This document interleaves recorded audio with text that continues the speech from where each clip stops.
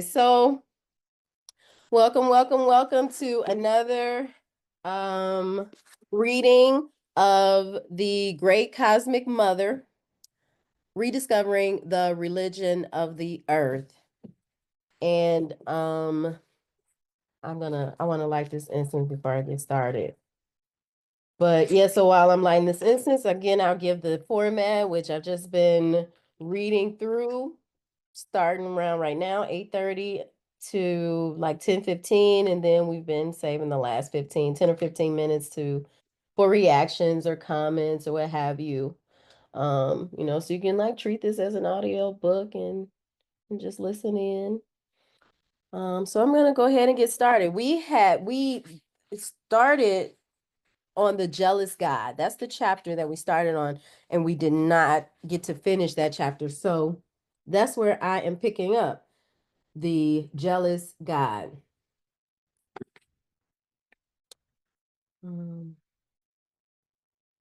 Okay. The the puritanical morality of the Old Testament comes in some part from a misconstructing of ancient ritual taboo. As Theodore Roszak points out in the book Where the Wasteland Ends, the Hebrew prophets looked at epiphany and saw idolatry. Just so, they looked at ancient sacred technologies and saw moralisms. Pagan Neolithic people did not have sex morality systems per se. Sex was sacred. Flesh was a manifestation of spirit.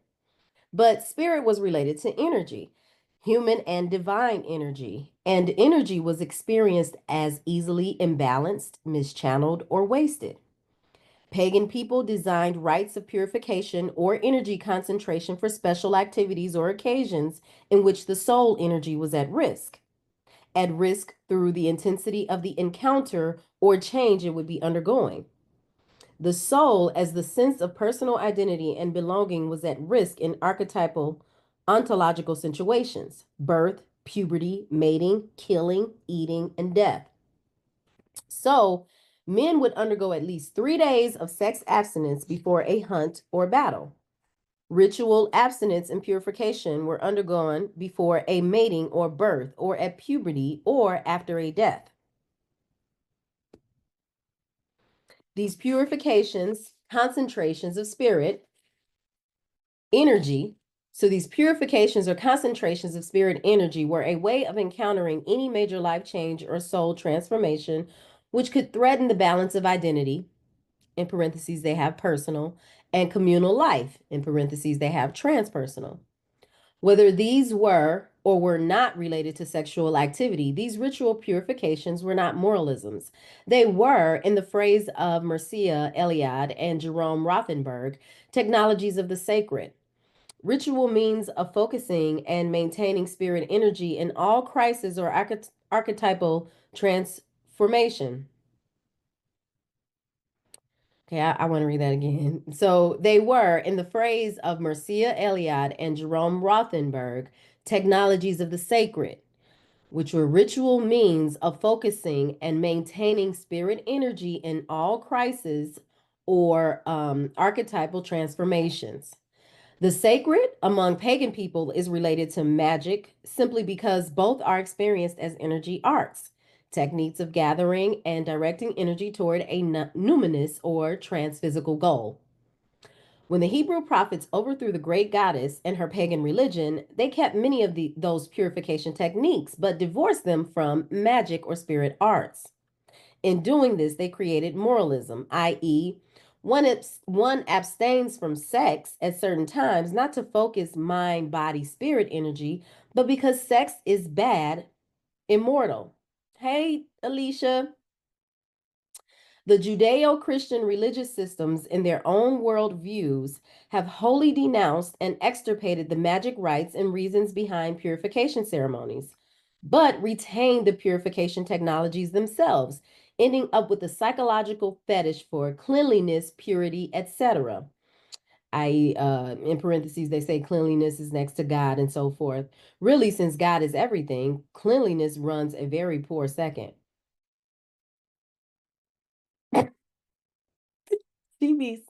Okay. Sexual moralism builds on this fetishism to a pathological degree, filling people with an alienating sense of their own and others' bodily filth, with a fear and abhorrence of the body and its activities, and with projective systems that insist on the uncleanness, quote unquote, of strangers and others, including the doctrines of racial purity and racial impurity.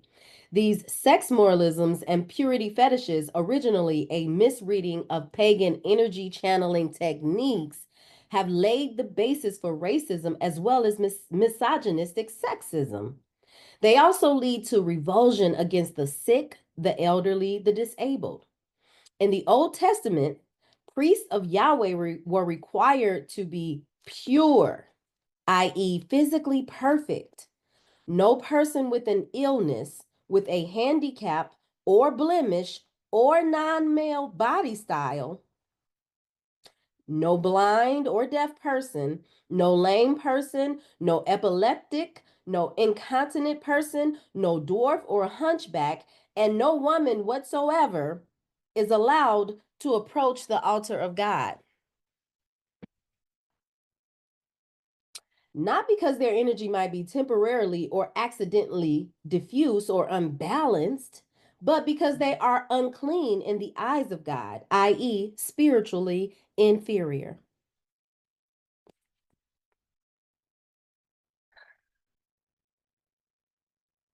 Biblical homophobia is another manifestation not only of sex moralism, but of the Hebrew prophets' political hostility toward the people and practices of other religions, specifically goddess religion. As Thompson writes, the image of bisexuality is universally stressed in shamanistic practices. The excessive Hebrew condemnation and punishment of homosexuality, which was, after all, a common and universal Neolithic practice, was not simply a revulsion toward a particular unnatural sexual activity.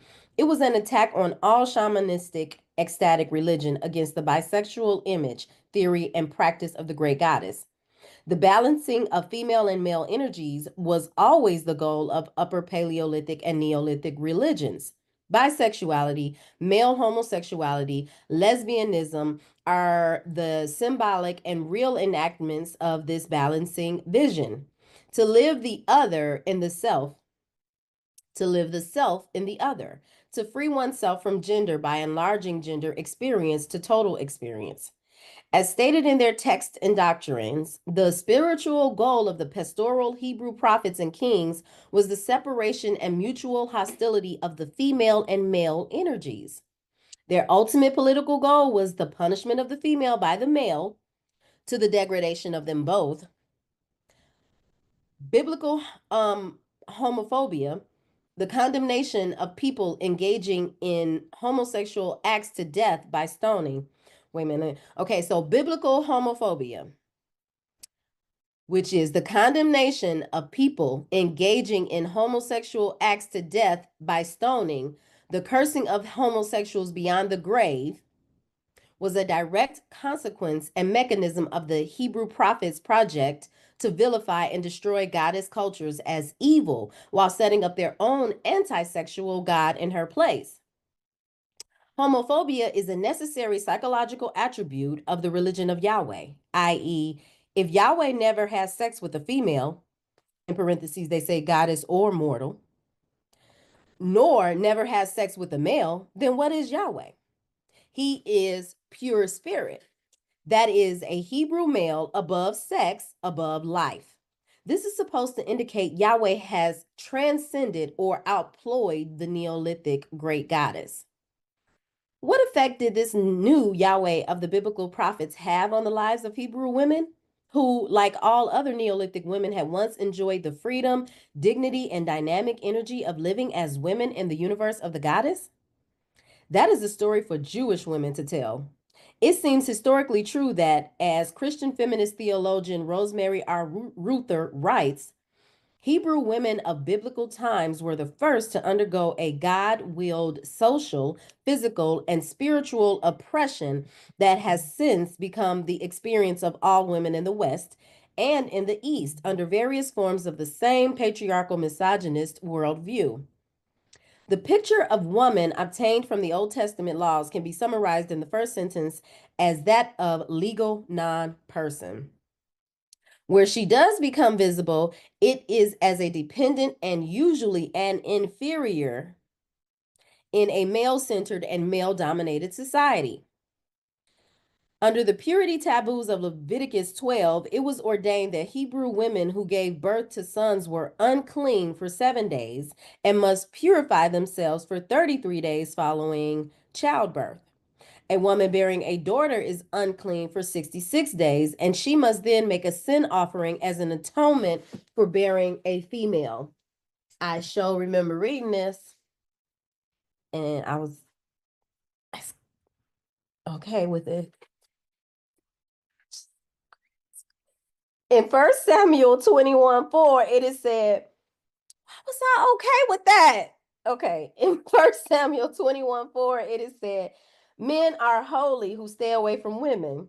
Yahweh and his prophets had a strong urge to punish Hebrew women for their sensuality, vivacity, and autonomy under the goddess. Here is one of many such passages from Isaiah 3:16-17.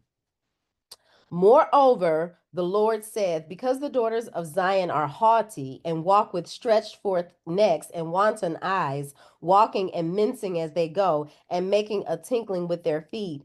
Therefore, the Lord will smite with the scab the crown of the head of the daughters of Zion, and the Lord will discover their secret parts. Meaning, sexual punishment, sexual humiliation. Let me say that again. What's the meaning? Sexual punishment, sexual humiliation, and pejorative sexual epithets are disturbingly common in this book of male prophets and holy men. As Ruth Hermans Green says in her wonderful book, The Born Again Skeptic's Guide to the Bible, the prophets are faithful in recording the Lord's propensity for humiliation of the female sex by comparing sinful cities and nations to it. The trashing of evil cities following other religions as whorish and harlots and places of fornication is common to Yahweh and his prophets, but Hebrew cities do not escape the continuous flow of misogynist cursing either, as in Lamentations 1:17. Jerusalem is as a mistress woman, quote unquote. When holy war mentality is joined with such woman hatred, there is the targeted slaughtering of women and children as blood bearers of the hated neighboring religions and cultures. The book of Ezekiel reeks with it. Quote, slay utterly old and young, both maids and little children and women, but come not near any man upon whom is the mark. Fill the courts with the slain. End quote. That's Ezekiel chapter 9, verses 6-7. In the Old Testament is the metaphor of the king who builds his house above a privy. This seems to refer to ecstatic orgiastic rites practiced by the Canaanites in honor of the goddess, which the Hebrew patriarchs and prophets could not see as anything but prostitution and vile whorishness. The opinion of the Hebrew patriarchs that human sexual activity is basically vile and of the gutter, ultimately of the devil, was echoed centuries later by Tertullian, an intellectual father of the early Christian church who proclaimed that woman is a temple over a sewer. Next chapter, split in the garden. The biblical myth of Eve and Adam and their expulsion from the Garden of Eden is another tale of the separation of the female from the male at Yahweh's command. According to Hebrew and Christian teachings, Eve, the first woman, is the cause of the fall of humanity from paradise into earthly suffering. She is the source of the original sin. In Genesis, all the recognizable elements of the much more ancient mother goddess myth, symbol, and in Genesis are all the recognizable elements of the much more ancient mother goddess myth, symbol, and ritual. Here is the garden of the goddess and her wise cosmic serpent, the tree of knowledge with its dark soma fruit, the fig of the Cretan goddess, which became for Westerners the magic apple of the European white goddess. Here also is a strong trace of Near Eastern creation mythology, which tells how the Great Mother shaped the first human beings from earth dust and her own saliva and then breathed her breath of life into them. Eve means life, and Eve is called the mother of all living. Adam means son of the red mother, Earth. These legends, these creation myths, go back thousands of years before the Hebrew patriarchs wrote the Bible. But in Genesis, it is a Father God who creates all life, and the first woman is born from a man's body.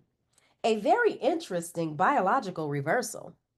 In this opening book of the Bible, the historic political ideology of the patriarchs is clearly stated. The new male gods for the new male god forbids Adam and Eve to participate in the sacred mystery rites of the great goddess. They may not eat of her fruit and gain transcendent knowledge. Of course, Eve, who was the priestess of the goddess, disobeyed Yahweh's command.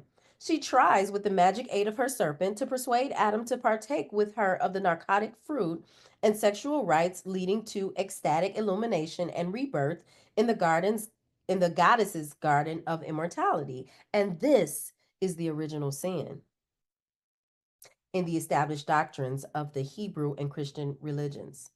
Lilith in Hebrew legend was the rebellious woman created before Eve.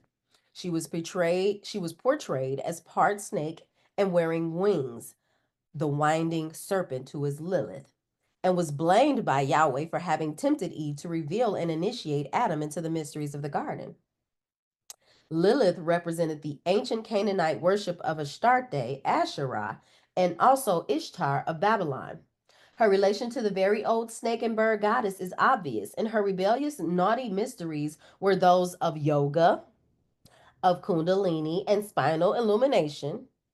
In parentheses, they say mysteries and techniques indigenous to the Near East, as well as to Europe and India, until the Hebrew patriarchs set out to censor them. In parentheses. Far into medieval European Christian imagery, the serpent in paradise is pictured with a woman's head and breasts. Significantly, Eve's punishment for her sin consists of patriarchal marriage. Her desire must only be for her husband. She must leave her garden and follow him over the barren, male ordered earth, condemned to unwanted pregnancies and painful childbirth. In other words, patrilocal marriage, in which she is isolated from the women's collective and deprived of her ancient knowledge of herbal contraception and narcotics used for painless labor.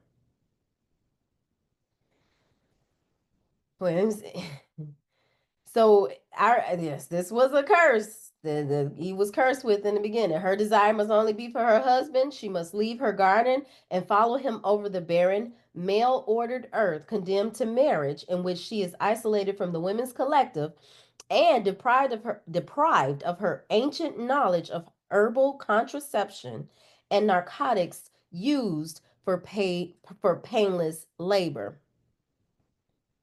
And remember, the Bible said, in pain you shall deliver a child. So we didn't used to be in all this pain during childbirth. We knew how to control that. Ain't that something? She is no longer priestess and midwife to the goddess. She will now bear children bitterly, and they will belong to the man. She must also passively make love to Adam on her back, he enacting the male skyfather over her meek female earth. She must play the role of corrupt matter, chained to a husband forever, striving to free his immortal spirit from her. Eve is still every woman. With otherworld creation myths reduced to only fairy tales, the Old Testament Genesis is still treated with seriousness and respect in the Western political and cultural world. Even people who are not practicing Jews or Christians are affected by it.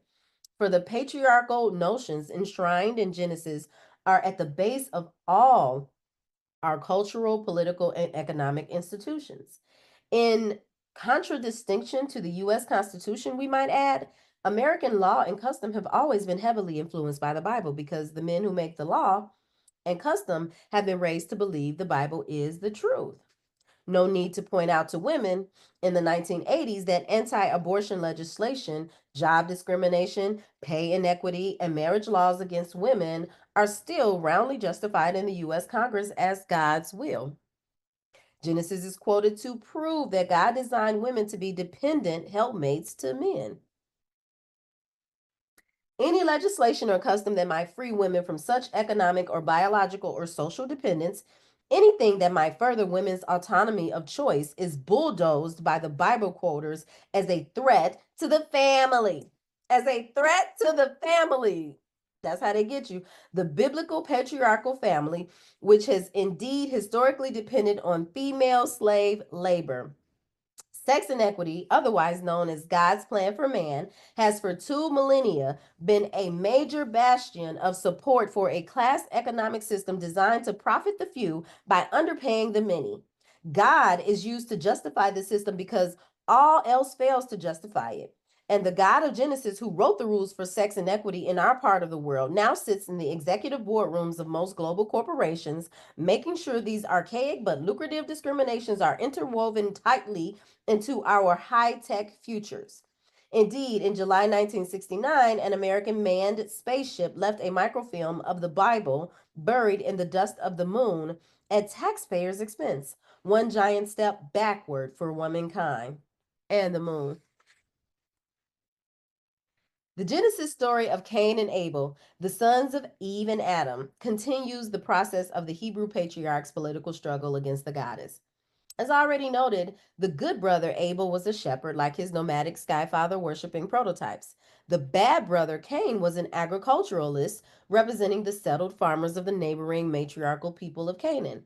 Throughout the Near East and Mesopotamia generally, the agricultural abundance of the Neolithic was the Garden of Eden, a fertile and long sustained paradise of earthly and spiritual existence. The Bronze Age, raiding, plundering, and spreading warfare by sky god warriors and nomadic pastoralists was breaking up this garden into fortressed cities and destroying Eden. Perhaps the nomadic sheep herders and cattle herders deeply coveted the settled agricultural life as much as they officially despised it.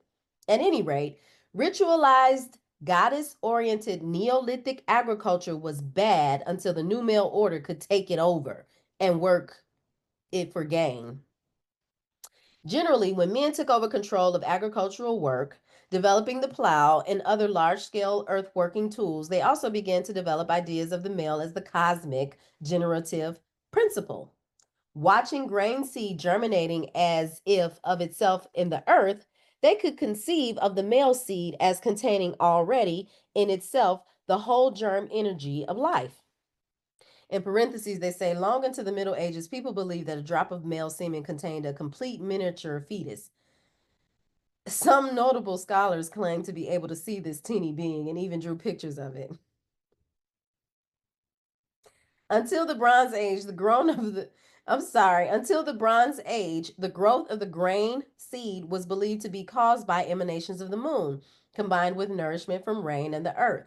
The law of matriarchy had governed agriculture. All produce gathered not according to the right of the seed, but the right of the soil. The seed takes on the nature of the soil, not the soil of the seed. But male dominated agriculture evolved the concept of the earth as inert matter, simply a nourisher of the male generated life seed. By analogy, the human or animal mother was simply a passive receptacle for the father's seed, which contained the child, they believed. When seed is thrown into the earth or into the womb, there is no different, wrote Galenos. Plowing was experienced by men as forced sex, a rape of the earth, the rape of dumb matter by enlightened spirit, and woman was as the humble furrow where proud man sows his seed. The female ovum or egg wasn't discovered until 1827. So, for 2,000 to 4,000 years of patriarchy, all religious, philosophical, biological, and medical theories were based on the assumption of the male as the sole generative, physical, and cosmic force. From being seen for so long as little more than openers of the womb, so fertilization could occur between women and the spirits, Men in the Bronze Age came to see themselves as sole parents of life. The male god swelled and erupted with this heady recognition, and like the Sumerians, drowned in Enki's semen, we still live in the ontological fallout. Elaborated by generations of male brains, the Bronze Age vision of women as earth to be conquered and made fertile remains intact. Sigmund Freud saw libido as wholly male, and from that theorized that all creativity is male also. Marriage under patriarchy was then seen as a symbolic union of sacred spirit, man, and profane. Marriage under patriarchy was then seen as a symbolic union of sacred spirit, man, and profane matter, woman. Patriarchal matrage, I'm sorry,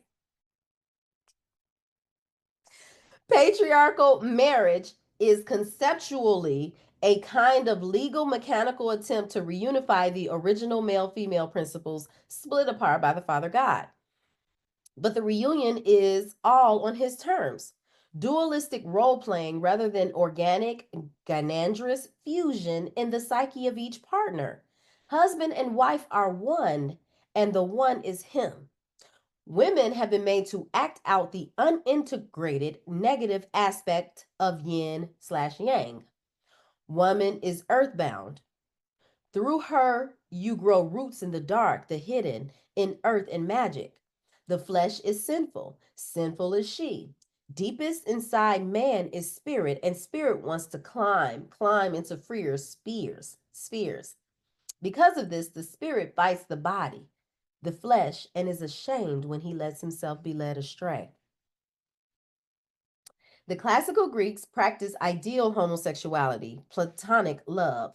The goddess Sybil and Ishtar had allowed ecstatic sodomy in their temples and made no prohibition of physical love between males.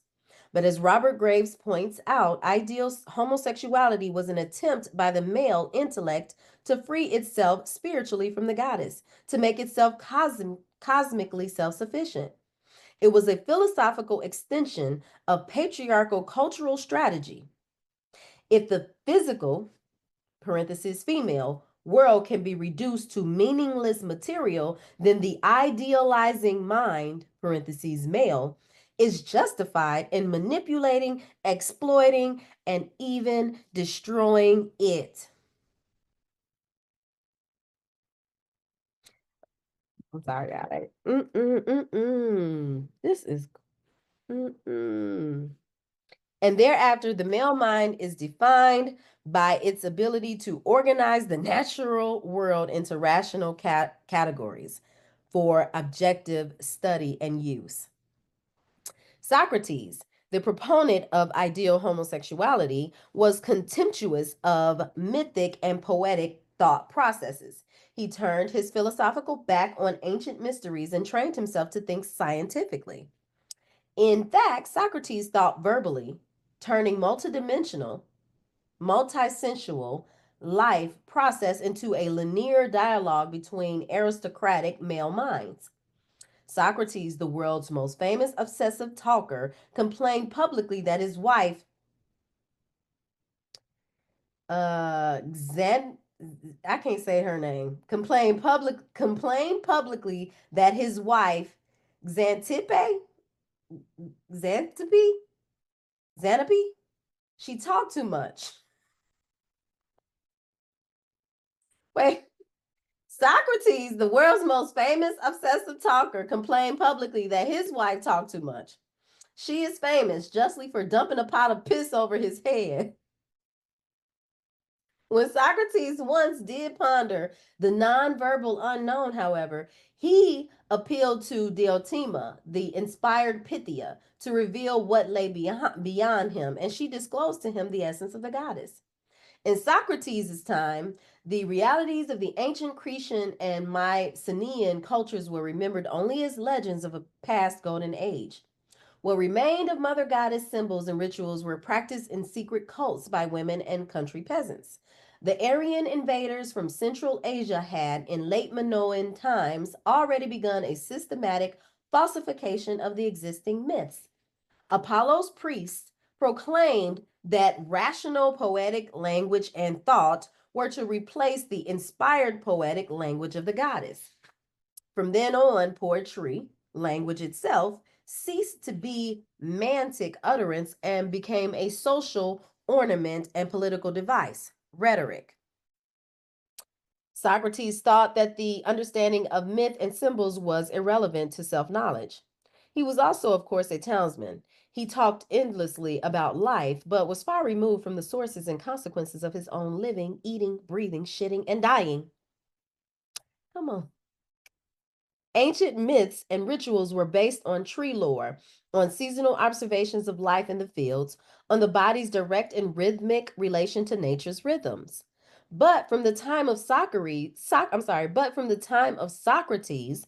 culture in the Western world has meant male urban elite culture based on an intellectual contempt for the revelations and customs of country life. J.J. Bachafin, the first modern researcher into matriarchal societies, was also quite eloquent in his justifications of patriarchal culture. To him, the maternal society was also the undifferentiated unity of the mass. He found exclusivity and privilege abhorrent to Mother Earth, her children living communally and practicing orgiastic sexuality.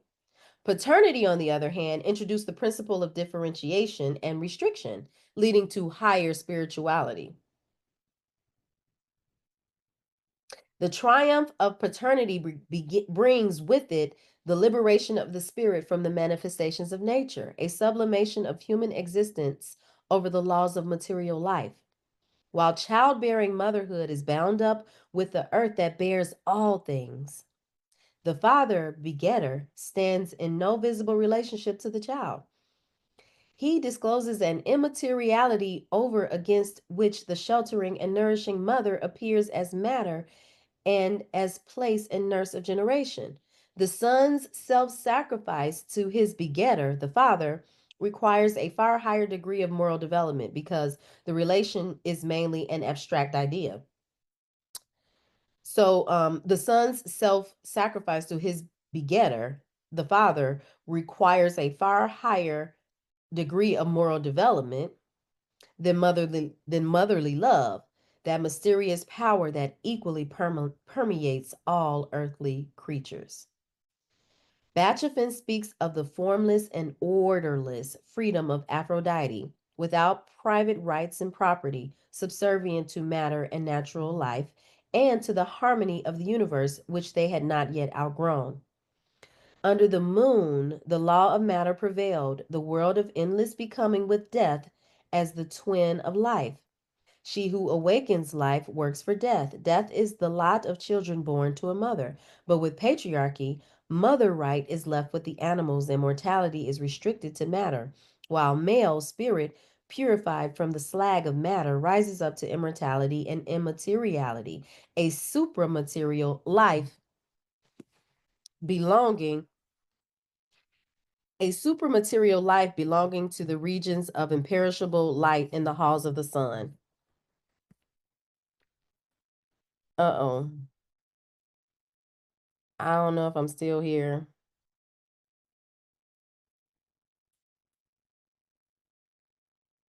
Um, can you see me? Because I can't see me. This happened once before and I had to figure it out. Am I still here? Okay, so you guys still here. Okay, how do I wait, you can see me. Okay, you can see me. Okay, 1 second, y'all.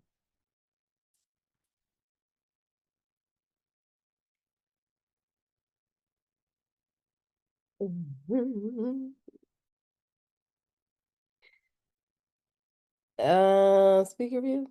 Okay, that helps.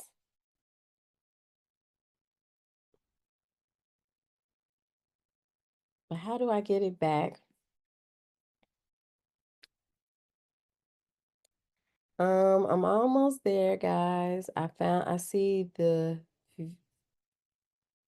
so I got a call and it kind of kicked me out. But okay, I think I'm gonna just keep going. But I can't tell if I'm still recording. No. Wait, that's the only thing I want to make sure.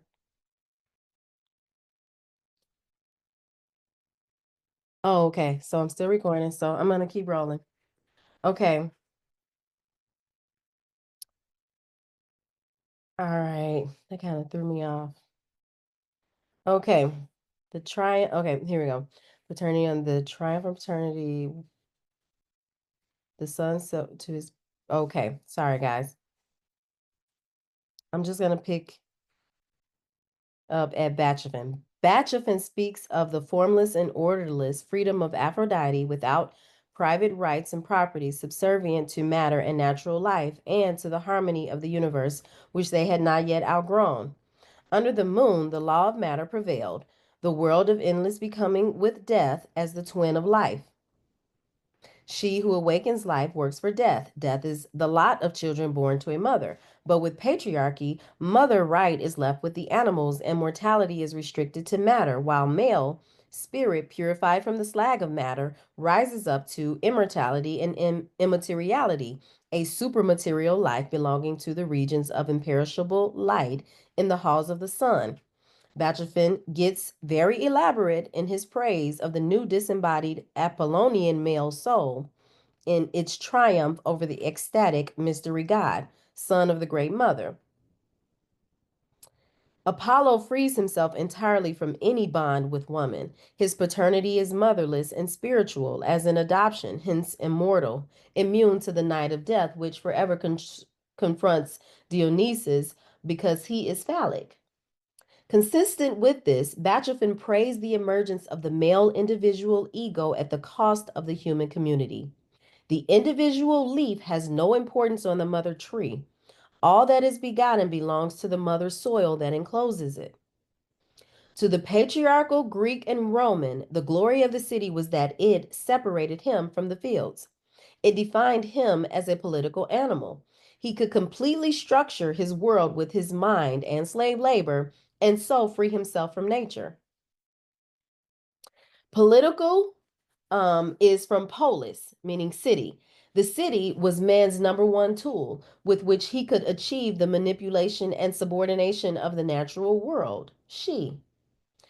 Bachafin accordingly glorified Rome. Rome started the struggle for freedom from nature and natural needs that marks the historical trend of Christianity and replaces it with a political idea that overruns everything and molds everything to its own needs. Rome indeed carried on a ruthless struggle to raise the patriarchal political state above religion and imposed a historical linear view of the universe instead of the former cosmic cycle view. The prestige of maternity was banished from the law of the state. Rome cast off natural law, annihilated matriarchal Carthage, and eradicated every trace of the great matriarchal Etruscan culture. Irreplaceable knowledge and experience were lost through this destruction. Bachafin says, however, what justified the colossal destruction Rome brought was the spiritual liberation following the ascendancy of historical consciousness over the natural idea and cosmic law. Western life truly begins with Rome, indeed. Great highway builders. Rome rejects the law of material necessity and upholds the superiority of the human mind over the messages of nature, earth, and the cosmos. Everywhere he, the Roman male, regards himself as the first factor in, I'm sorry, so everywhere he, the Roman male, regards himself as the first factor in historical life. Among Rome's first edicts was the subjugation of women and children to the complete control of the fathers, who were given life and death power over all members of the family. This is called by Bachafin an eminently ethical achievement. Is he done lost his mind? But, but King Servius, who founded the Roman community, was himself probably an Etruscan. He was conceived at a sacred festival of the goddess, the son of his mother, and the Latin League was dedicated by him to the Aventine temple of Diana. Upper class Roman patricians were solar consecrated, while the plebis, or the common people, were dedicated to the Magna Mater, the primal mother. Ceres was their protectress, and the community confided its treasury, its laws, and the decisions of the Senate to her temple, believing nothing could be falsified there. In Athens, also, the popular assembly was identified with Demeter, the Earth Mother. So the city emerges as man's ultimate attempt to become man made, born from himself rather than from Mother Nature. The feeling of self sufficiency he achieves through the city is largely abstract and spurious.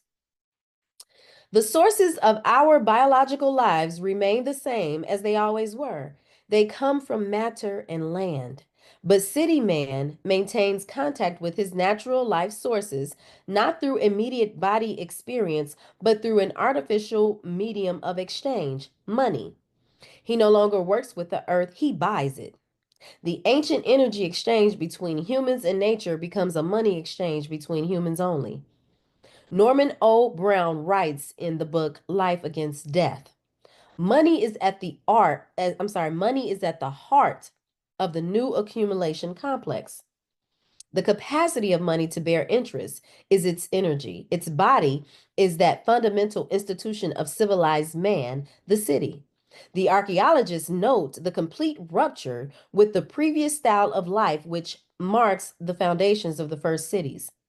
The institution of interest bearing capital is the key to this abrupt reorganization. A city reflects the new masculine aggressive psychology of revolt against the female principles of dependence and nature. So there arose the city states, seed of modern nations, organized around a professional male priesthood, politicians and specialist workers living off an often artificially forced agricultural surplus, forced by slave labor in the past, and now forced by chemicals today. The centralizing ideal of the city state was an identification of the divine king with the sun god. This new male god ruler was seen as the dispenser of divine justice, order, and measurement, all the ancient functions of Ma'at and the moon goddess. The sun father was the lord of the crops and measurer of the new solar seasons. It was the sun now who was seen to germinate the seed with his phallic sunbeams. A false notion. The sun is necessary, but not a sufficient cause of life. All planets receive sunlight, but only the one with earth and water grows anything. Mm. The Sun King also determined the agricultural taxes by which the production of the country was hijacked to support the growing urban elites who lived luxuriously while the landed farmers and peasants were impoverished. Around 3000 to 2000 BC, the life of the citizen began to displace and dominate that of the country villager. The earliest solar wheel was found in Mesopotamia, dating circa 4000 BC. By the time of the Roman Empire, every aspect of life was dominated by the demands and lifestyles of the urban centers.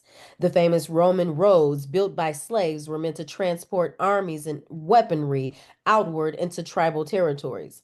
The wealth of the plundered earth, in the form of food, metals, and human slaves, was then transported back into Rome to support the increasingly complex way of life at its imperial urban heart. Rome was the central sun, with lines radiating from it in all directions. Highways of power allowed conquest and spread the Roman way, and highways of expropriation carried all the earth's bounty back into city coffers. All roads lead to Rome.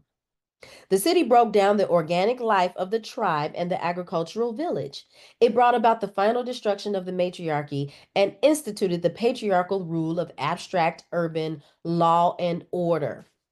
Phallic psychology led to aggressive manipulation of life materials, lifestyles, and life energies, and the rape of nature by technical mechanical means. All this was understood as the conquest of male mind over female matter. Living as we do in the full apotheosis of the intellectual sun god's victory over matter, with its results ticking over our heads every second in the form of global annihilation, the boyish enthusiasm of the past 4,000 years over its newly discovered male mind and male seed power can leave us a little queasy. The taste of victory has turned more than a little sour. In the 4,000-year-old epic of Gilgamesh, our hero sets out on a sacred quest to slay the Sumerian forest demon, Huwawa. The purpose of this sacred quest for Gilgamesh and his friend Enkidu is, in Thompson's word, to make a name for themselves, a name that can live on after them, a monument to the ego. Because Gilgamesh reasons that this is the only way men can conquer death.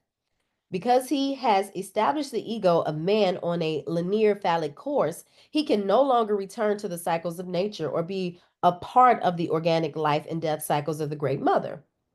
Man's ego and its victories now constitute his whole isolated identity, a historic identity. Gilgamesh does slay the forest demon, who is the mother, and is left alone with his famous name. Civilized, morbidly self conscious man's desire to overcome earth and death, the bondage of flesh and woman, only creates a vaster kind of death for himself, for he has killed off everything sacred. Now he must truly die alone. As Thompson writes, the ego has definitely arrived on the scene of history, and it is screaming out against its cosmic isolation.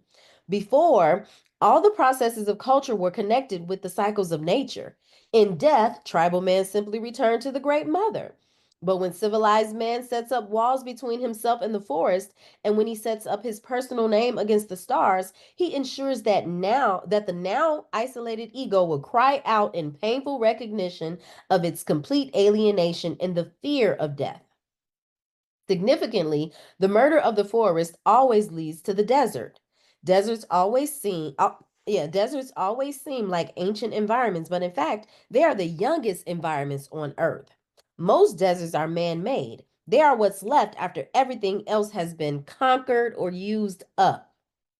In the Qumran and Merabat caves, in dry cliffs on the shores of the Dead Sea, hundreds of scrolls have been found since 1947, some of them dating 1,000 years older than any Hebrew copy of the Old Testament seen before.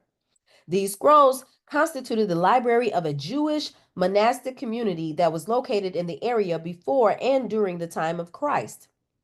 It is believed by some that the historic Christ, the man who was Christ, spent time in this community and incorporated many of the doctrines and worldviews into his teachings. Others believe that the idea or figure of Christ was based on several men, teachers of righteousness, who came from this or similar communities of that time. As the Dead Sea Scroll texts and other extra biblical writings dated centuries before Christ show, Jewish religious mystics of radical sects, such as the Essenes, were approaching and enunciating a vision of the Jewish Messiah many generations before Christ, a Messiah in strong contrast to the orthodox teachings of the Old Testament prophets, though fulfilling many of their ideas. The Messiah of the Jewish Dead Sea Scrolls sext was not only to be a political historic redeemer of the Hebrew people, he was also being shaped in their visions into a divinely appointed and apocalyptic savior figure. In the order of the Qumran's community, in the order of the Qumran community's messianic banquet, it was ritually stated that God or Yahweh would beget this Messiah. According to a major authority on the Dead Sea Scrolls, John Allegro. Now there something happened just now. This is so okay. I see. Okay, so according to a major authority on the Dead Sea Scrolls, John Allegro, we appear then to have in Qumran thought already the idea of the lay Messiah as the Son of God, begotten of the Father, a Savior in Israel. The messianic banquet was reserved for the male, initiated elect of the community and was seen as a pattern or rehearsal of the divine banquet that would be held for the elect who survived the great purging of the world in the last days. This messianic banquet, of course, prefigures the Last Supper. So many basic elements and ideas of Christianity are written down in the Dead Sea text, in fact, that many Christians were very upset when the scrolls were first revealed and their contents published. They did not want to give ancient Jews credit, not simply for the birth of Jesus, but for almost the entire ideological substance of their Christian religion. Study of the scrolls reveals, however, that this credit is due. The scrolls contains hymns of the Qumran sect, hymns which refer to angels and the devil, Belial, the angel of darkness, or Satan, to heaven and burning hell, to the God ordained dualisms of truth versus perversity, of debased flesh versus redeemed spirit, of the children of light versus the children of darkness, and to the hope of redemption by God from the sins of the world. The scrolls speak of the Prince of Light who was about to come and save the faithful Jews not only from Roman domination, but most of all from the corrupt Orthodox Jewish priesthood in Jerusalem, apparently the major enemies of these monastic desert communities.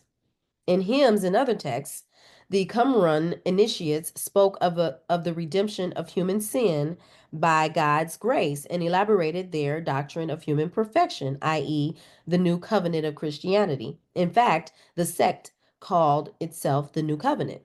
The Qumran sect began sometime between 135 and 104 BC and ended in AD 70. Their ideas of the Christ like teacher of righteousness, referred to as the Anointed One or Messiah, predate the New Testament by at least a century. In a world seemingly falling apart through incessant warfare, social and political corruption, the Qumran community practiced strict ascetic discipline, regulating every aspect of daily life. They were communal in all things, practicing humility, opposing lying and negligence. Some of their penalties were extreme. For indecent exposure during bodily movement, the initiate was penalized by 30 days deprivation of rations, which were thin enough. Foolish laughter, foolish laughter brought down the same 30 days.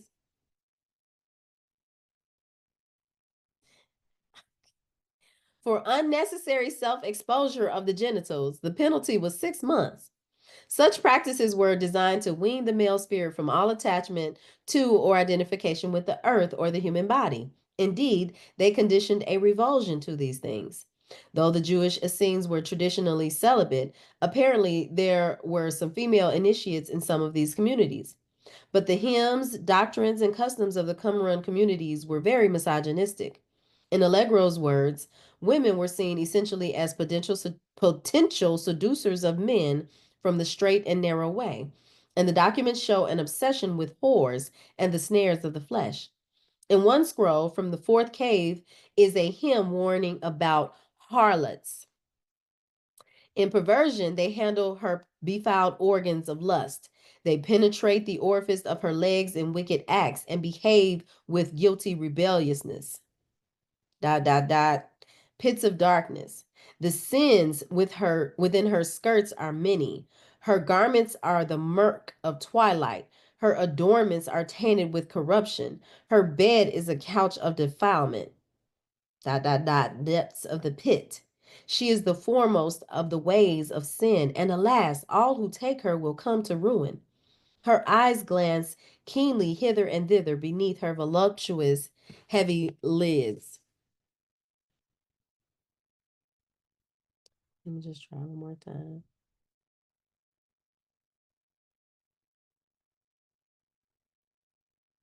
It's kind of, I'm just trying one more time to see you in the usual way. Mm, nope. Okay. Yeah, her she's the foremost of the ways of sin, and alas, all who take her will come to ruin. Her eyes glance keenly hither and thither beneath her voluptuous, heavy lids, looking for a righteous man to seduce him, a perfect man to make him stumble, upright men to lead them astray, those chosen for rectitude to shun the commandment. As Allegro notes, all such warnings against the wiles of the harlot were in reality denouncements of pagan religions.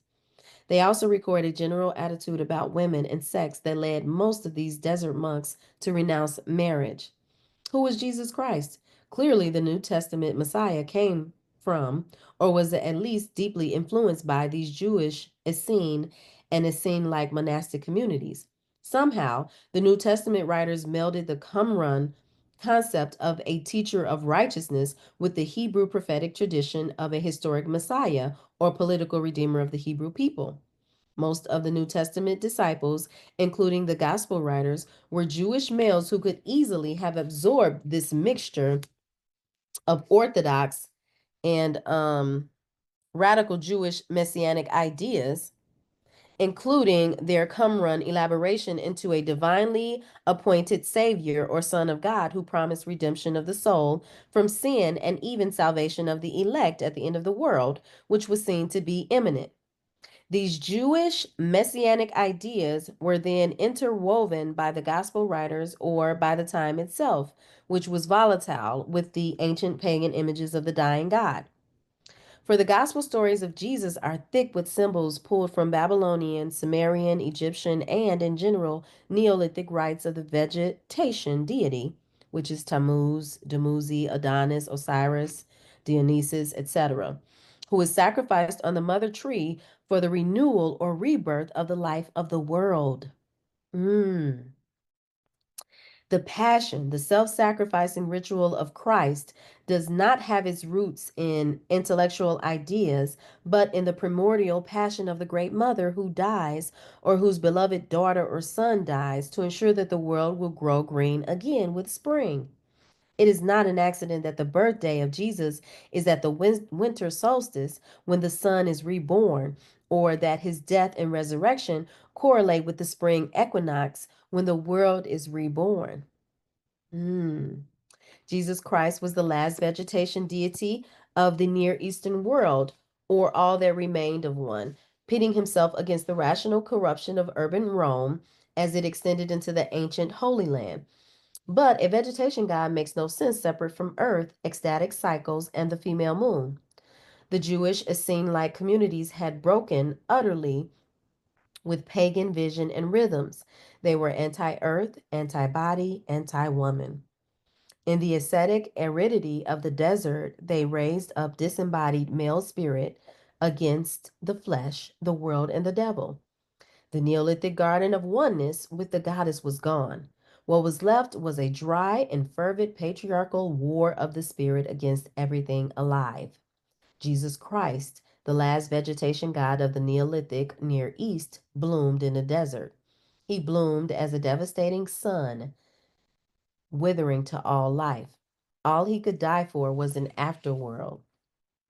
Mm. Life as a mistake. It's the next chapter. It is typical of Westerners to view all Eastern religions, especially Buddhism, as nihilistic or life negating, while flattering ourselves that the Western Christian worldview and culture is positive and life affirming. In fact, both Christianity and Judaism, as well as Islam, are Eastern religions.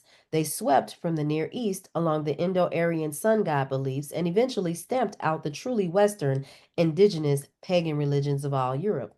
And whether of East or West, all patriarchal religions are inherently nihilistic and fascistic. Fascistic. Fascistic. They condemn the earth as the source of material life.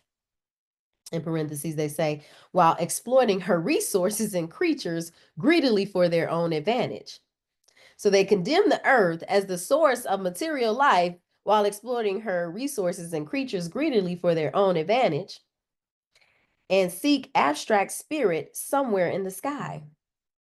They desire illumination or salvation, not within the ongoing life and death process, but by denying it, striving to escape it, or being redeemed from it through a male godhead who acts as Ursat's mother.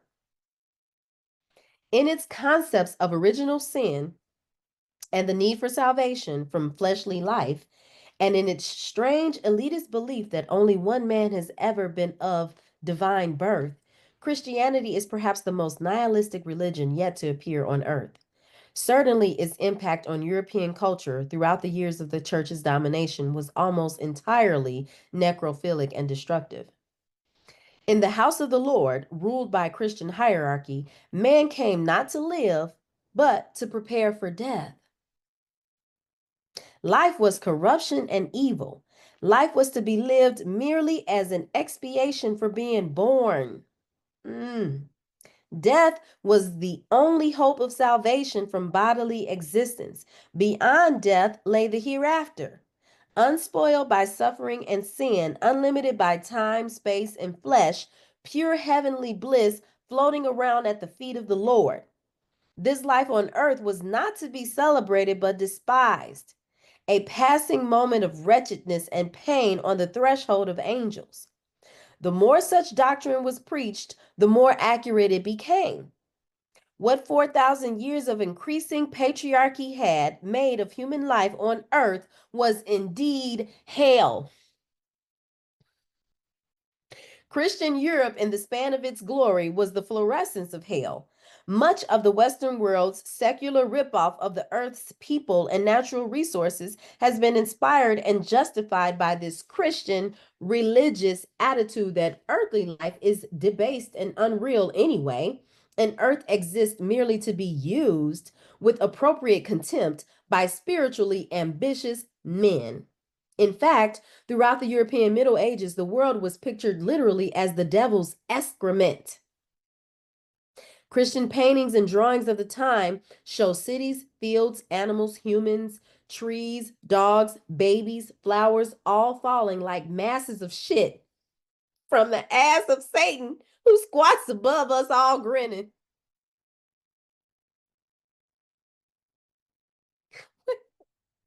What? What she say? Wait. Christian paintings and drawings of the time. Christian paintings and drawings of the time show cities, fields, animals, humans, trees, dogs, babies. Oh my goodness. Babies, flowers, all falling like masses of shit from the ass of Satan who squats above us all grinning. It's interesting in this context that Martin Luther had his great Protestant vision while sitting, as he tells us in his own words, on the privy. Yes, everyone was up for grabs. Yes. The matriarchal attitude to biology and sexuality,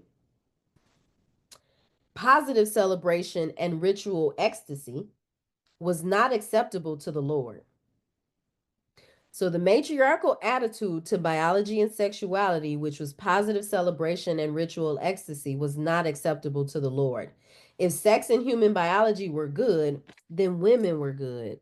Mm-hmm. And ecstasy can only be initiated by women who are equal and free partners, daughters of the cosmic mother. You heard?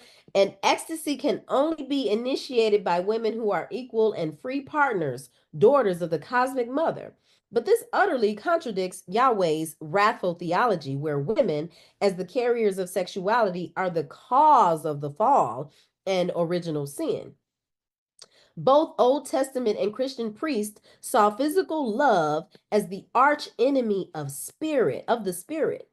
It was antichrist. It was Satan. Female snares lining their male path to the disembodied hereafter. Long before Freud, the cosmic serpent was reified into a bestial symbol of sexual love, counseled that women were the tempters, unclean deceivers of the male soul. Young boys were trained to be constantly on guard, even in dreams, against female wiles, until the trumpet announced Judgment Day and the male spirit would be transported to a heaven in which women were safely unsexed. This training in sexual paranoia was all pervasive in Christendom. Without it, the Inquisition could never have happened. Yeah, I see. Alicia says, yeah, like denying yourself. Eating of the paradise fruit of sexual consciousness is forbidden by Yahweh in the Bible. And this ordinance was carried out by the Christian priesthood in Europe. Original sin was intrinsically linked to orgasmic experience. Love to be made pious and useful had to be sanctioned by the Lord, blessed by a celibate male priest, and then it was to be practiced only for the purpose of procreation. Righteously, not ecstatically either. Men, men should use women for the Lord. Girl, wait, she tripping, she tripping. Okay. Men should use women for the Lord to be fruitful and multiply his followers. El Shaddai, God of the early Hebrews, was a relentless punisher of sexual deviation, and deviation was any sexual activity not directed toward making children. Non reproductive sex was considered a capitulation to bestiality, a strange error for the original Hebrew pastoralists to make, since they should have observed it was beast, and beast only, who copulate solely for purposes of reproduction. The error doubtless derived from the newly discovered divinity of human semen. He who wasted his semen was a murderer, to be punished accordingly. Onan in Genesis 38, 8 through 10, is killed by Yahweh for coitus interruptus, meaning spilling his seed on the ground to prevent conception. This is the origin of the term onanism, meaning male masturbation, a crime punishable by death in the Old Testament. The command of the Hebrew tribal god against waste of male seed is the source of all Western laws against abortion, contraception, masturbation, homosexuality, oral sex, and so forth, none of which were considered sins or crimes in pagan Europe. From the Old Testament, the Christian priesthood inherited the idea that to waste semen or to use it non reproductively was to waste the life seed of the divine Father Yahweh, diminishing his essence. It was also to use women as something other than seed ovens or breeding cows. Let me say that again. It was also to use women as something other than seed ovens, or breeding cows. Hindu religion is also obsessed with semen, seeing it as Atman, the cosmic seed. Above all, the woman was not to enjoy the sexual act. The husband's orgasm was allowable as he worked for the Lord. But to give woman pleasure was to give flesh its due, tantamount to working for the devil. I'm sorry, let me say it again. Above all, the woman was not to enjoy the sexual act. The husband's orgasm was allowable as he worked for the Lord. But to give woman pleasure was to give flesh its due. That was tantamount to working for the devil. If a woman enjoyed sex, she was corrupt. Further, she might seek it outside the patriarchal household. The man's property might pass to a child not his own. Most of all, the mutual ecstasy of both partners would be cosmic union with the goddess. They would then backslide into the ancient matriarchal religions and social ways. Patriarchal dogmas of fleshly sin and corruption are always threatened by the imminent fact of earthly ecstasy. So is patriarchal property, which is built up so painfully via the denial of ecstasy. Mm. Islam, which also derives from the Bible, has gone to terrible lengths to prevent female enjoyment of sex. Infibulation and clitoridectomy still practiced in parts of Yemen, Saudi Arabia, Sudan, Egypt, Iraq, Somalia, Ethiopia, Togo, and probably other East African regions, is practiced on 7 to 12-year-old girls to make sure that they will not be interested in sex. In the most extreme form, infibulation, still practiced in Sudan, the child's labia minora are sliced off, the clitoris cut out, and the vagina sewn up, leaving a straw for urination and the passage of menses. This prevents the girl from considering intercourse until her wedding night, when she is sliced open to fit the size of her husband's penis for childbirth. She is sliced open even further and then resewn.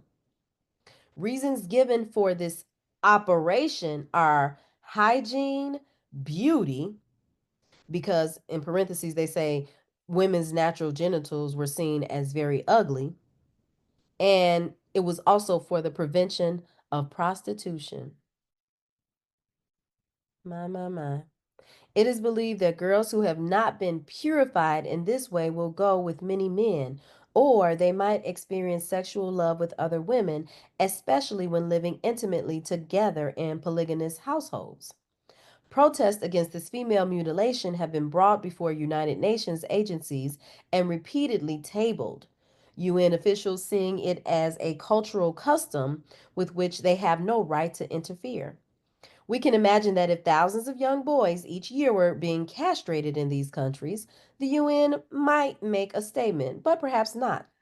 World diplomats, overwhelmingly male, continue to pretend that sexual politics has nothing to do with world politics. The Christian church combined Old Testament insistence on sex for procreation with the classic Greco Indian ideal of sexual abstinence or homosexual misogyny. The result was a form of marriage involving the greatest possible restriction of sexual feeling. The doctrinal union of male spirit with female dumb matter, seen as a legal union under God's will of two incompatible opposites, was of course not a union at all, but a cultural and physical enslavement of one sex by the other.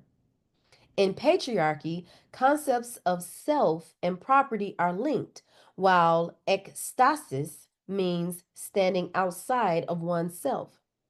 And so there is a very deep repression of ecstasy in patriarchal society. Men fear leaving their social status as master or husband and returning as son to the cosmic mother. Men fear the no mind, the cosmic mind, center of orgasm, its similarity to death experience, which is ego loss, and to madness, which is lunacy or moon surrender. And so men, having divided mind from body, then manipulate the body or penis as an instrument of uninvolved experience. This mechanistic distancing debases sexuality in order to ward off the challenge of love.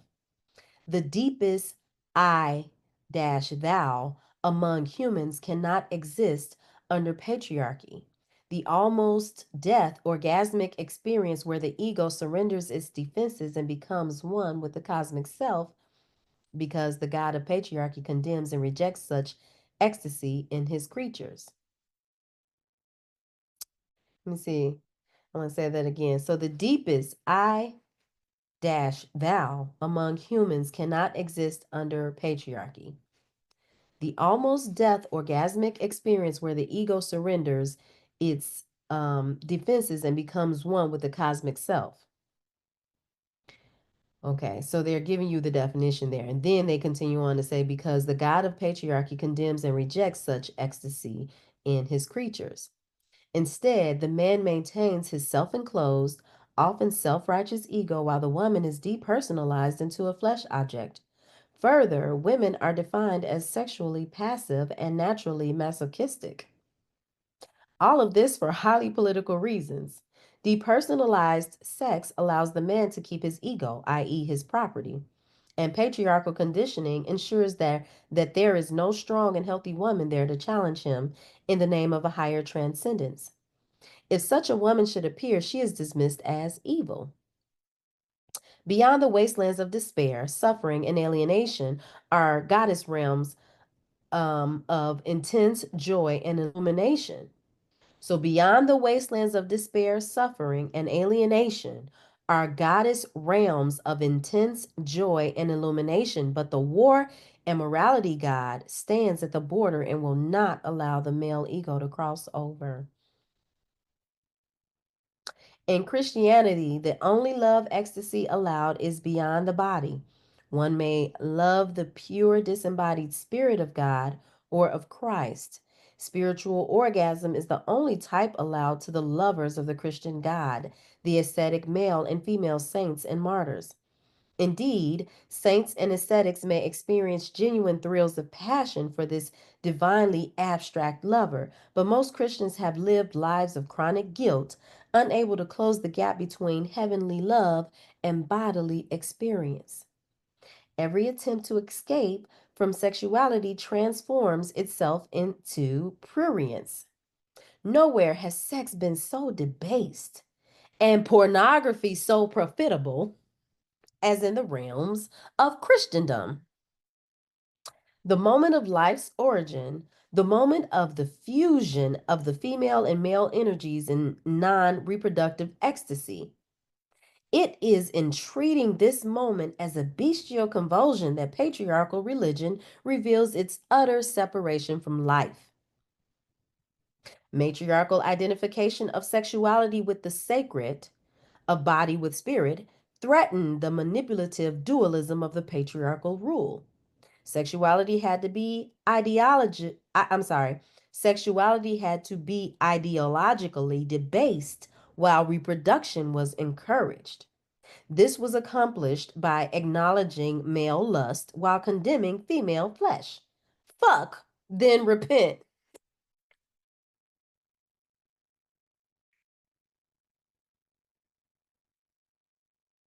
To this day, Christian religion, to this day, Christian religious doctrine exists to punish us for bestiality, which it has itself created. A most unholy trinity dominates the patriarchal tradition: rape, genocide, and war. This trinity is an ideological machine grinding out incessant warfare, power politics, exploitation of everything exploitable as some kind of objective historical process.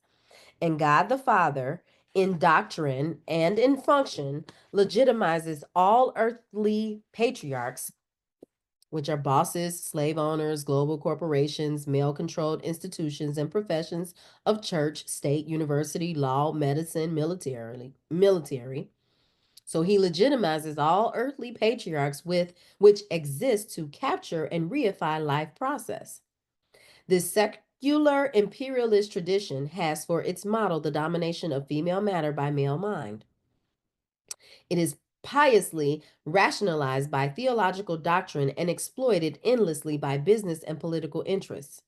Its existence requires the sexual and intellectual destruction of women and any life form, humans, animals, plants, jungles, mountains, seas, seen as female, i.e., corrupt, dumb matter, may also be blasted, bulldozed, exploited, or otherwise improved by the all conquering male mind, with the blessings of all male priesthoods. Women in the Judeo Christian, Islamic, Buddhist, Hindu, Confucian traditions are seen as some kind of functional mistake. Nature is a mistake, life is a mistake, and the male mind was born to correct it. Every woman should be overwhelmed with shame at the very thought that she is a woman, said St. Clement. To be fully developed as a human being is to be born a male, said Thomas of Aquinas. Aquinas believed the female sex was produced by a defect in nature's active force, or even by a wind shift, such as that of the south wind, which is moist. The Orthodox Jewish man thanked his God every morning that he wasn't born a woman. If the world could be rid of woman, we should not be without God in our intercourse, said Cato of Utica. Among all savage beasts, none is found so harmful as woman, said St. John Chrysostom. What a misfortune to be a woman. And yet, the worst misfortune is not to understand what a misfortune it is, said Soren Kierkegaard. The civil death of married women became fundamental law in Christian Europe, whereas in pagan codes, such as the Irish Ciancus More, a married woman retained both property and civil rights. Under Judeo Christian law, her original sin was punished by total civil and personal disenfranchisement. The Ecumenical Council at Macon in 900 decided, with only a one vote margin, that women had souls. Our souls were voted to us by some radical bishops of the Celtic Church. In still later times, even this faint concession would seem heretical. To the Christian fathers of the witch hunting centuries, if there was such a thing as a female soul, it existed entirely as a tool of the devil. The 500 years of European Inquisition were a systematic and intensive punishment of this female soul. To understand how such a grotesque phenomena can happen, we need a brief overview of the development of the European mind, body, heart, and soul under the Christian religion.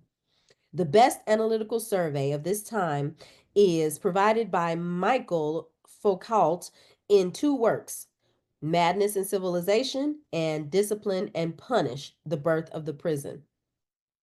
Though not a feminist per se, Foucault is a superb analyst of how the body, its rhythms and energies became the subject/object of the Western machinery of total domination. Rome was the world's first imperial power, and Europe was the first colony. The patriarchal machine set in place by Roman conquest and well oiled by Christian ideology ruled Europe by a threefold subjugation of mind, spirit, and body. It took the raw resources of land, existing cultural customs and inventions, human energy and labor capacity, including female reproductive capacities, and ran these through the intellectual, religious, and social processing gears of state control, wealth based, patriarchal class systems, and ontological theories of earthly evil meant to rationalize the very new and man made evil of imperial domination. Rome could not control Europe forever by armed force. It had to control European mind and spirit to condition the pagan people to exploit and police themselves. Christianity was the tool of this conditioning. Generation upon generation of Europeans underwent what amounted to political brainwashing or the first colonial conditioning process. People were told from childhood that they were born evil, born in sin, and that life was meant to be full of suffering. They deserved this suffering as punishment for their human corruption. The elite few who did not seem to be suffering much, but lived in luxury and in domination over the wretched many, were said to be placed in domination by God, and their rule was not to be questioned. Those who rebelled against earthly injustice and inequity were rebelling against God's will for man and would be punished both on earth and forever after in hell. Those who submitted meekly to all earth and for sorry, those who submitted meekly to all wretchedness, injustice, and misfortune and did not rebel or seriously question their misery would also be punished on earth with long suffering, but after death, they would get theirs in heaven. What such Christian indoctrination amounted to was a fiendishly effective training program for voluntary self repression. It was designed to keep the natives busy on their knees, weeping buckets of blood, while the elite few carried off all the marbles. How did European people endure for hundreds of years living inside a system which ground them up like daily hamburger in a sin, guilt, and punishment machine? So long as the bulk of the European population lived on the land under the feudal system, the combined church court power was by necessity loosely exercised. With the development of centralized wealth and growth of urban centers under royal and clerical domination, more people were pulled into the cities, where control over populations was maximized. This was the origin of the European state, the collusion of court power and church power forming the control centers over the lives of the people. Although our history books highlight the power struggles between the religious and ruling elites of Europe in everyday life, and most of the time, they colluded as one spiritual, sexual. Okay, wait a minute.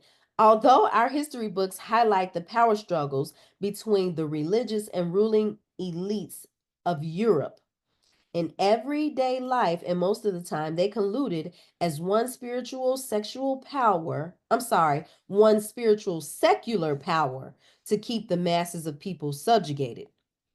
The church dogmatically upheld the court state by fulminating against all political rebellion, labeling troublemakers, including labor organizations, as heretical and satanic, and in general throwing God's weight on the side of submissive loyalty to the crown and against demonic revolt.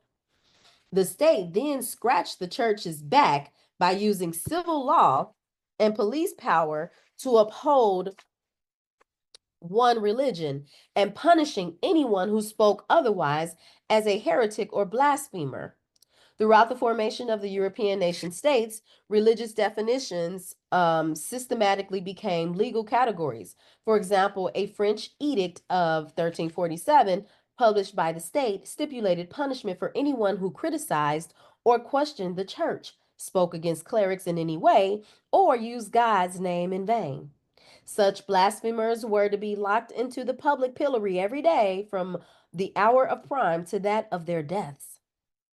And mud and other refuse, though no stone or anything injurious could be thrown at their faces, the second time, in case of relapse, it is our will that he be put in the pillory on a solemn market day, and that his upper lip be split so that the teeth appear.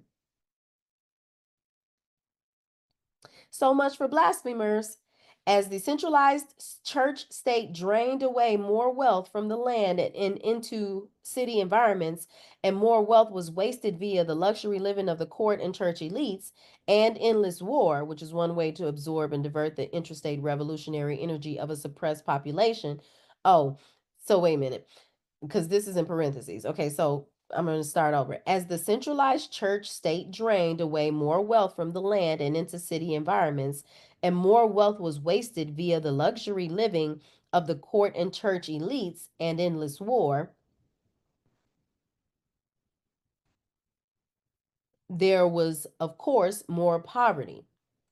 And in parentheses, they say one way to absorb and divert the intrastate revolutionary energy of a suppressed population is by using it up in intrastate conflicts. Okay. Poverty among large crowded city populations was disruptive of the public tranquility, with crime, prostitution, and disease rampant. So, for the first time in history, the poverty problem was solved in Europe by blaming poverty on the poor. The secular and religious powers enforced this blame by declaring the poor sinful and insane and locking them up in hospitals, which were in fact prisons. This was the origin of the mental institution, as Foucault describes it in Madness and Civilization.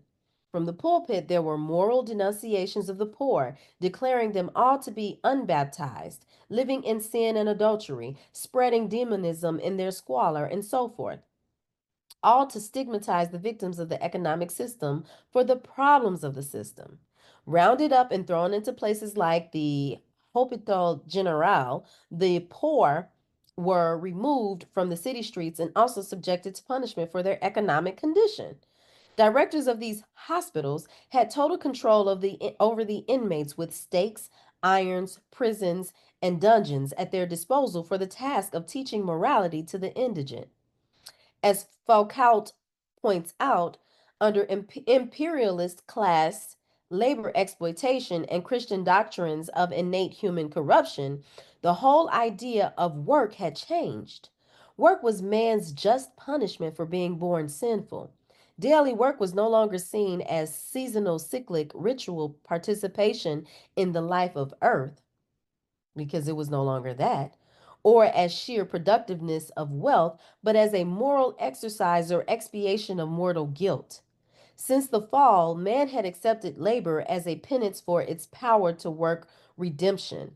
It was not a law of nature which forced men to work, but the effect of a curse. At least this is how the religious and courtly elites interpreted human work, for such a definition worked to their advantage.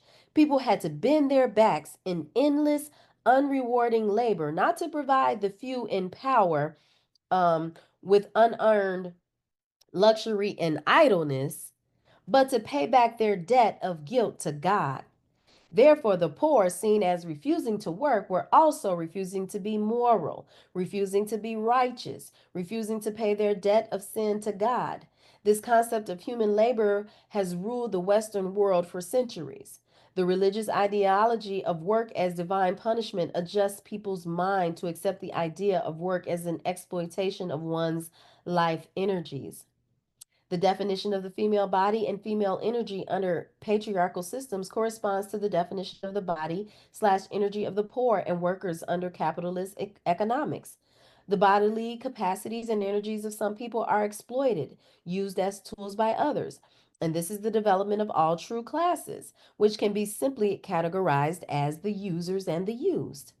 Foucault writes that the body's constitution as a labor power is possible only if it is caught up in a system of subjection, in which need is also a political instrument meticulously prepared, calculated, and used. The body becomes a useful force only if it is both a productive body and a subjected body. Thus, the political use of the body, the female body, or the body of the working class. The body cannot be used or exploited unless it is both oppressed and still functioning. This useful tool conditioning of females and workers is achieved by repressing the body's vital sexual energy, forcing it to sublimate in piety and drudgery. And this conditioning, as Reek clearly saw, is always achieved through religion and religious indoctrination because, in fact, the spiritual and sexual energies are always subliminally linked. The church state ruling elite needs obedient workers to keep the economic and military organizations which service its power running. It also needs obedient, or at least powerless, female bodies to mass produce the workers, the armies, the police, and so forth. Foucault again writes that a population will be precious in proportion to its numbers, since it will afford industry a cheap labor force, which, by lowering the cost price, will permit a development of products and commerce. By doctrinally controlling the reproductive processes of women, forbidding contraception and abortion, making the multiplying of bodies an act by which the male simultaneously serves his God while subjugating his woman, etc., the church upholds and furthers the state's power and its busyness by assuring a continuous, large, and exploitable population, guaranteeing, number one, overspill of numbers to make armies, and number two, a cheap labor force which is divided against itself via endemic competition of its numbers. And number three, a disorganized and malnourished mass which is more vulnerable to political manipulation from the top.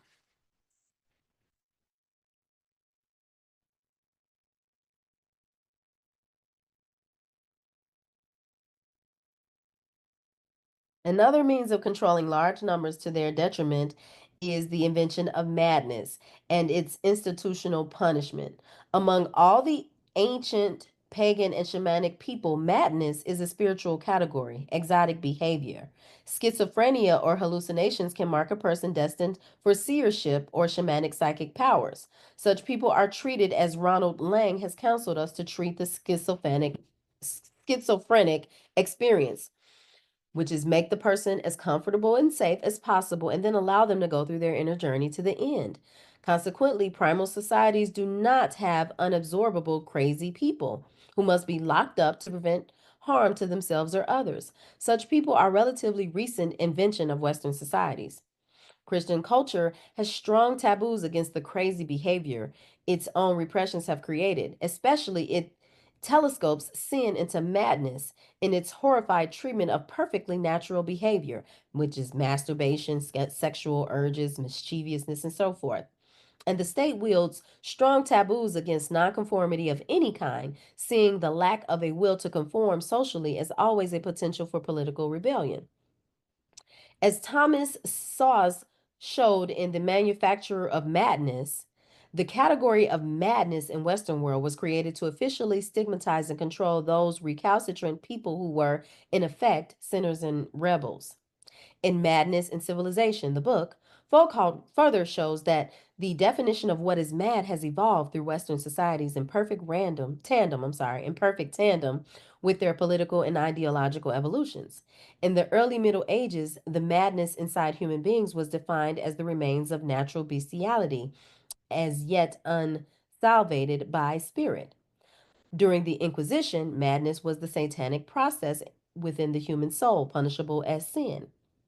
With the Age of Reason, that followed the Age of Witch Burnings.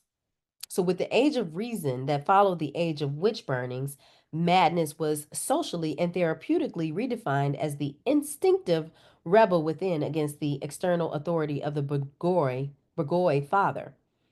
Changing interpretively as it did, however, in all cases, the fact of madness was the same. It was the appearance of anti-patriarchy, as animality, as wildness, as rebellion against legal and economic structures, as rebellion against religious assertion of male authority as the norm. Madness, as defined in Western Christian state societies, has always been a throwback to paganism, to nature, and to the rule of women, or to what was remembered as the ambience of female nature and culture in the pre patriarchal, pre Christian world, i.e., madness is a political definition and a political state of being. As an atavistic throwback, it refers to actual historical and prehistorical conditions before the dominance of the patriarchal church state over the psyche. So, we have a religious, economic, political system which creates poverty and then legally punishes the poor for being poor, which forbids females all control over their reproductive processes because its power depends on state church control of these processes. And finally, a system which is legally empowered to define and punish as mad, as insane, anyone who is foolish or brave enough to rebel against such a system, or who simply breaks down into understandable lunacy under the insane oppression of such a system. Further, you have large numbers of human laborers subjected to a religiously derived idea of work as punishment, as a day after day grinding and straightening of the born sinner into moral submission to the ruling machinery. And when the very long day's work was over, the masses of people go home to what? To a personal life that has interjected a rigid repression of sexual ecstasy, of emotional epiphany, or mental joy, a repression of all holistic vitality by the will of God and order of the King. This was the milieu of Europe even before the eruption of the Inquisition, the milieu of hell. A world in which public torture and executions and the dance of death were major popular entertainments. A world in which every town center exhibited a pillory, an execution block, assorted chains, whips, and other chronically inhabited instruments of individual straightening by the combined powers of church and court, over all of which loomed the ubiquitous image of the devil, squatting and defecating the entire world as immorality and filth from his cosmic anus.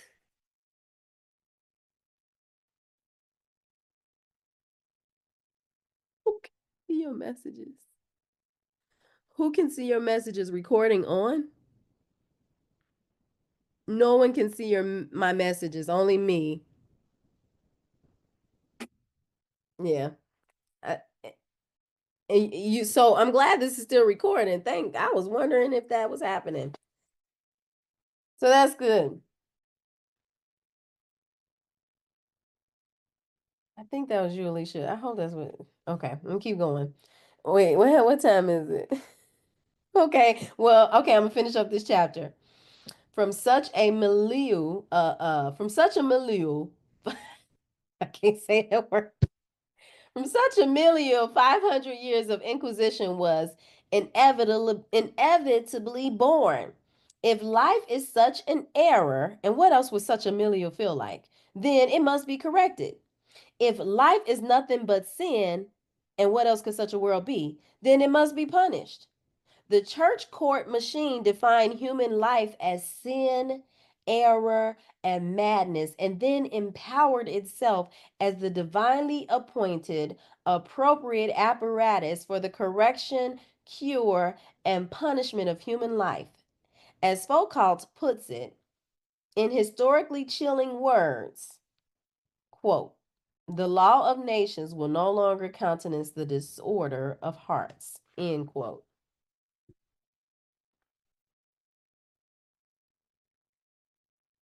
Let's see. Well, dang, y'all. Let me see. Let me see. I'm gonna go for like 5 more minutes. The next chapter is um called The Witch Hunts. If life is inherently evil, the church fathers needed someone to blame. And who is better to blame than woman who creates life from her own body? Living women also can be publicly punished as the iconic and illusory devil can never be. The myth of feminine evil, which has dominated the Western world for over 2,000 years, led logically and directly to the religiously targeted murder of women as witches during the Great Inquisition of Europe. Until recently, the number of deaths from the Inquisition was euphemistically underestimated as a way of denying about 500 years of systematic persecution and slaughter by the Holy Christian Church. Now, perhaps deaths are overestimated. We don't know. The estimates range from 1 million to 9 million people burned as witches between the 15th and 18th centuries, between 1200 and 1484, where people were officially killed as heretics. One number is certain. Of people punished for witchcraft in Europe, 80% of those accused, tortured, and burnt were women. Town records from Germany and France reveal that whole villages were emptied of their female populations during the peak of the fire frenzy, including very young girls and very elderly women. Travelers of the time reported countrysides hideously littered with stakes and pyres. Large numbers of homosexual men were also tortured and burnt at the stake. In fact, this is the origin of the term faggot to denote a male homosexual. Homosexual men were bound together at the foot of witch pyres, their bodies used as faggots to kindle the flames. In Europe, at first, Christianity was a religion of the elite. It was an affectation of feudal lords and later kings who made Latin the official court as well as church language, and who kept Christian priests around as house clerics. The large masses of people remained as they were, pagan, i.e., peasants on the land, practicing the ancient agricultural goddess rites. I should have said something a little bit sooner. This chapter could be very, very triggering. So I'm gonna just say that now, so that you guys are aware. Um, unexpectedly for the Roman Church, however, its 3 centuries of crusades to the Holy Lands had an ideological side effect.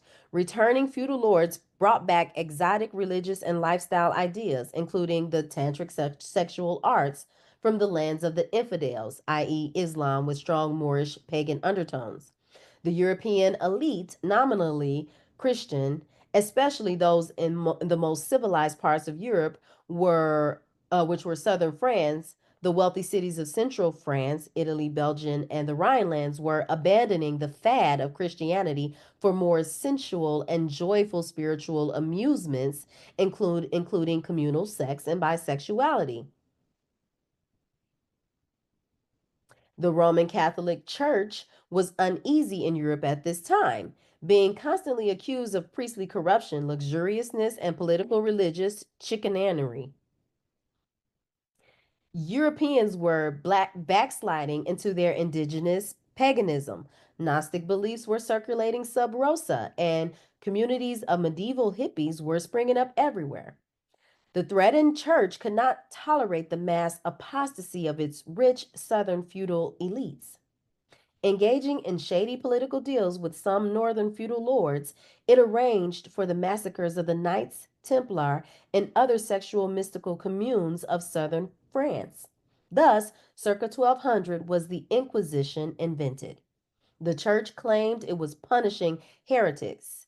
In fact, In these first slaughters of the playful and poetic southern French aristocracy, the Roman Church was declaring its political intention to stay in power in Europe by any means necessary, including the murder of anyone who questioned its power or simply adopted a lifestyle of which it did not politically approve.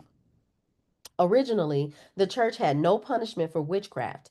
In fact, it was considered heresy to believe in the possibility of bewitchment. People were simply condemned for the delusions of flying, enchantment, and the like.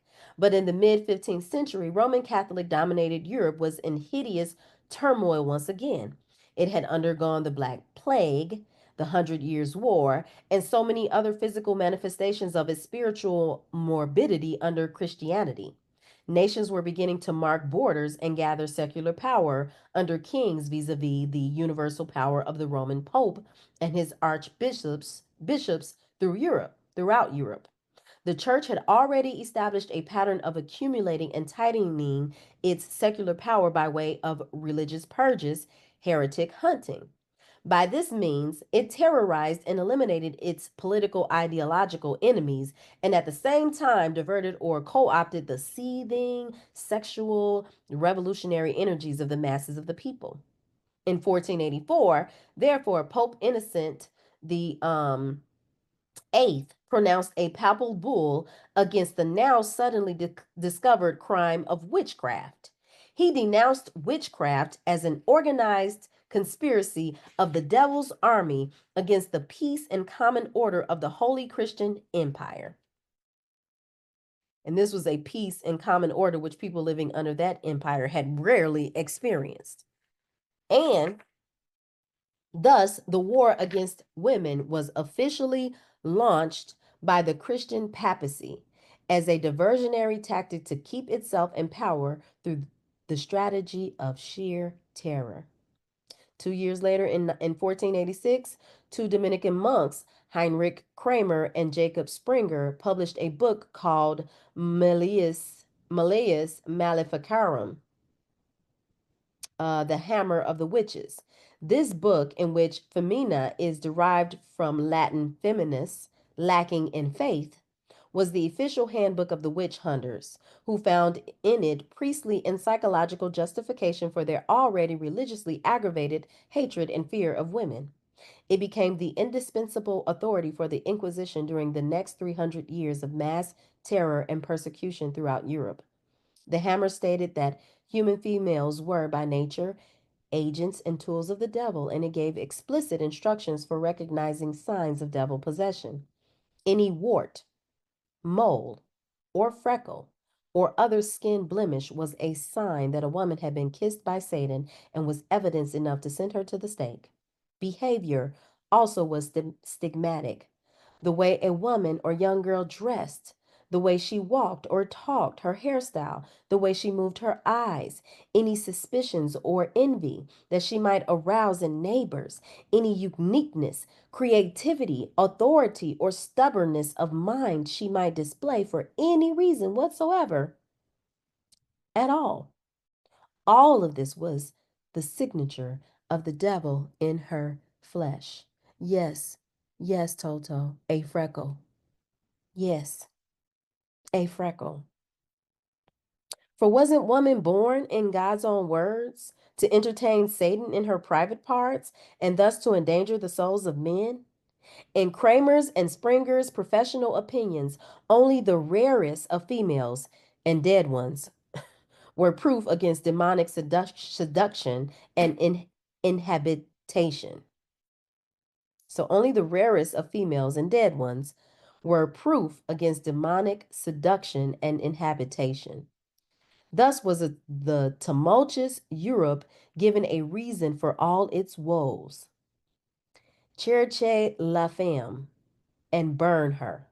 The Malleus Maleficarum inflamed the paranoia and hatred of the male mind against female flesh and mental autonomy, and in the hands of the local priest, preacher, and judge, sanctified the arrest, torture, and burning of any woman who was denounced. Millions of European women, among them the best and bravest minds of their day, For these were the days of cowards and fools, the only type who survived in large numbers. The Christian witch burners were obsessed with sex, and the witch hammer constantly equates the devil with sexual activity. The power of the devil lies in the privy parts of men. It was also believed that all material life sprang from semen, bodily speaking, sons, and less valued daughters were owned by the father as much a part of the master's property as were servants and animals. So let me so it was also believed that all material life sprang from semen. Bodily speaking, sons were owned by the father as much a part of the master's property as were servants and animals. Women, with their devil inspired power over sex, Women, with their devil inspired power over sex, were thus a major threat to a man's possessions, not only his soul, but all other worldly goods.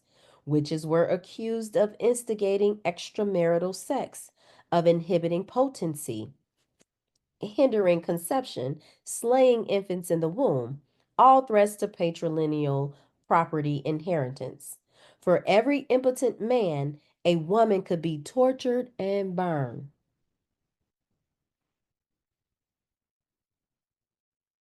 Within the grim Inquisition torture chambers, also prurience and piety were two joined hands.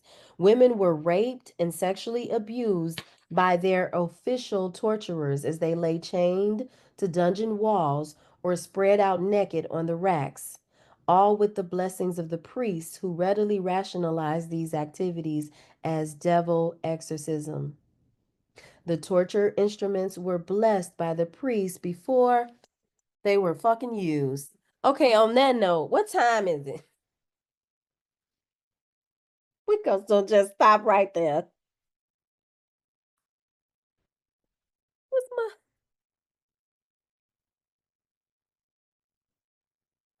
Okay, guys. I can't even I hope you can unmute yourself because I don't even know how to get back to Oh, there it is. It's been there all the time. All I had to do was hit one button. Okay, so now I am seeing if you want to unmute yourself or do I need to do anything? And allow parts. Okay, so you guys should be able to unmute yourself if you want to if you have any reactions, any comments, anything you want to say before we sign off.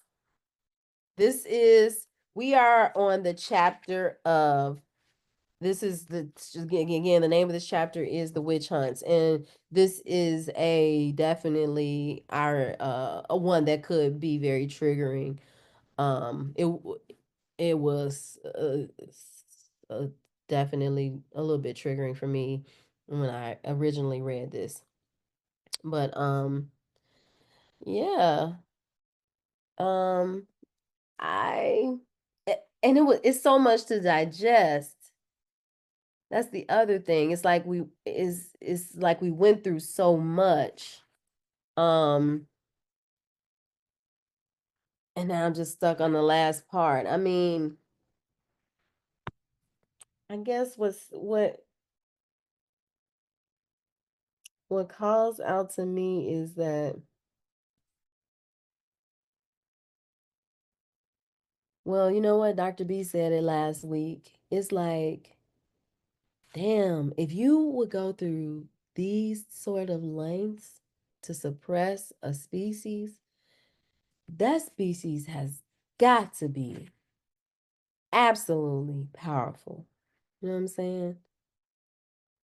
That's the one thing. And then I just keep thinking about, why how do you not honor or have reverence or respect for where from where you come from?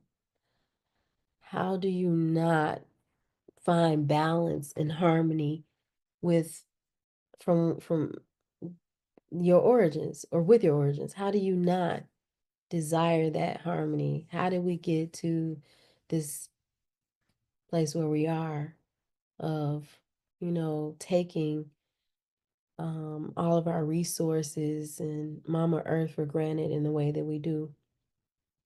Um, I just want to say real quick, I think I said this once, but I want to say it again that I think it's time to find that or okay, I'll just give a way to connect again or to bring some of that harmony with ourselves and with nature and everything that is around us that is us. We are all one. At the end of the day, there's like this, we're all energy. We're all of the same substrate, just differentiated, but it's of the same. And one way that you can like connect again or harmonize with definitely with Mama Nature is to just start to create again with your hands, just in a ritualistic manner, in a very intentional and ceremonial manner. Create with your hands, um, whatever, just whatever. I mean, like I have started to make like spiritual sprays, where but as I'm like I so respectfully handle the herbs that I place in the sprays, and I think about where the herbs come from, and I take time to give thanks and to express gratitude. You know what I'm saying? And just really getting into what it is that I'm creating, and then at the end of it, I'm so delighted. There's so much bliss in that along with Mama Earth, and along with the plants and other nature, that we, we created something from my mind, something from the thoughts, the imaginations, but it took the harmony. It took that I reveled in that connection and in that harmony with that is truly a part of me. And that's where we came from. What this book is about is saying that's where we once were. What they say, hundreds of millennia, many millennia before there was ever this patriarchal God, there was this matriarchy. There was an understanding of the interconnectedness of everything. And there was such reverence and respect for that and the cyclic cycles of life and death and rebirth.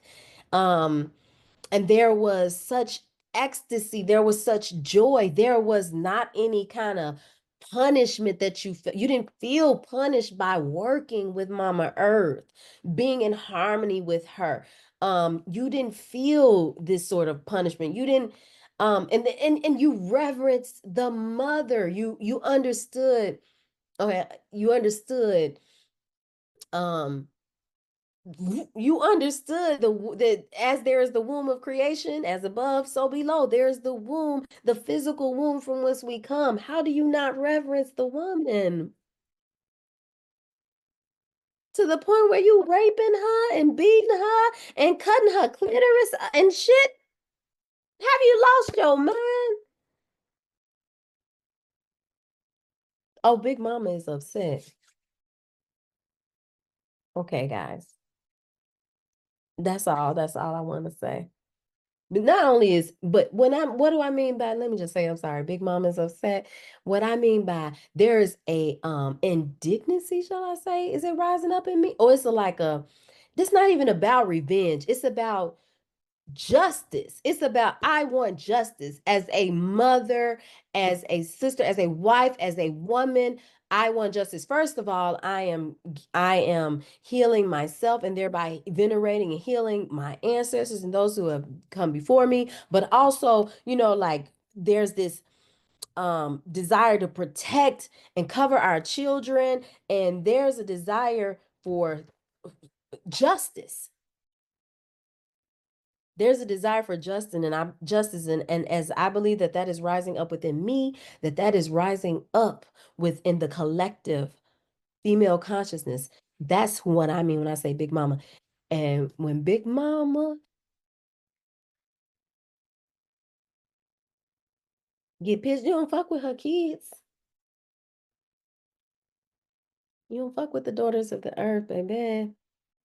Mm-mm. Justice will be served. Fuck that shit. I ain't wait. And like I mean I used to say, vengeance is the Lord's, he will repay. Fuck that shit. No, I ain't waiting for no heaven to come and then everything gonna be fine. No, fuck that shit. Mm-mm. Mm-mm. Mm-mm. I want justice. And also um an evolution of humanity. Okay? So that's all I have to say. I love you guys.